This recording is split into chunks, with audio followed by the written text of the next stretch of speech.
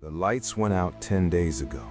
Your kids are shivering in the next room, the stomachs growling so loud it echoes off the walls. You finally manage to get a fire going. You pull out that old grill, that makeshift cooking surface you stashed away for a rainy day. You throw the last of your stored meat onto the grate. But as the heat rises, something terrible happens. That black, crusty residue from 100 summer cookouts starts to burn and vaporize, coating your family's only meal in a layer of invisible, toxic poison. You think you're feeding them, but you're actually poisoning them. You thought you were prepared. You spent thousands of dollars on solar generators, freeze-dried food, and cases of ammunition. You thought you had every angle covered, but you forgot the most fundamental rule of survival. When the grid fails, the way you cook changes forever. You can't just scrape a dirty grill with a wire brush and call it clean. Those cheap bristles break off and lodge in the meat. That baked-on carbon and rancid grease from the past isn't just flavor, it's a breeding ground for carcinogens and deadly bacteria.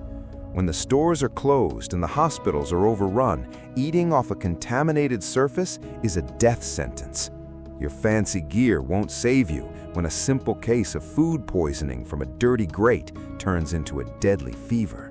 Imagine the look in your wife's eyes when your child starts violently vomiting in the middle of the night. There are no doctors, there is no 911. There is only the agonizing realization that you did this to them. You were supposed to be the provider. You were supposed to be the shield between your family and the harsh world. But because you ignored the hidden danger right in front of you, you brought the enemy into your own home. The government told you everything was fine. They told you the grid was secure. They lied.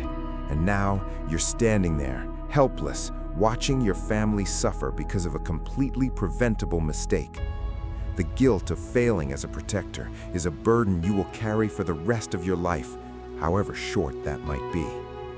But it doesn't have to be this way.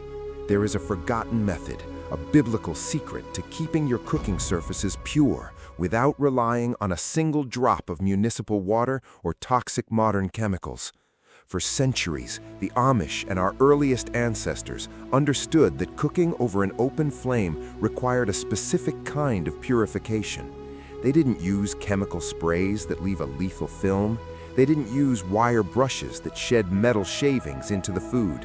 They used a powerful, natural enzyme mechanism that dissolves the hardest carbon and rancid grease down to the bare metal, leaving nothing behind but a clean, safe surface. This forgotten off-grid method works without scrubbing for hours. It works without electricity. It works by turning the very enemy of your food against the grime, breaking it down on a molecular level so you can wipe it away with a simple cloth. It's the exact same method used by championship pitmasters who cook hundreds of pounds of meat over open fires. And it's the only way to guarantee your food is safe when the world outside is falling apart. Right now, you have a choice. You can ignore this warning, go back to your false sense of security, and pray that the grid stays up and your dirty cooking surfaces don't eventually make your family sick. Or you can take the one step that actually matters. You can click the link in the description below and discover the exact off-grid purification method I use to keep my family safe. That link will take you to the professional-grade solution that applies this forgotten biblical mechanism. It's not a cheap hardware store gimmick, it's an investment in your family's survival. Click the link right now. Secure the antidote to the poison on your grill. Step into your role as the true provider and protector of your home. Because if you don't act now, who will?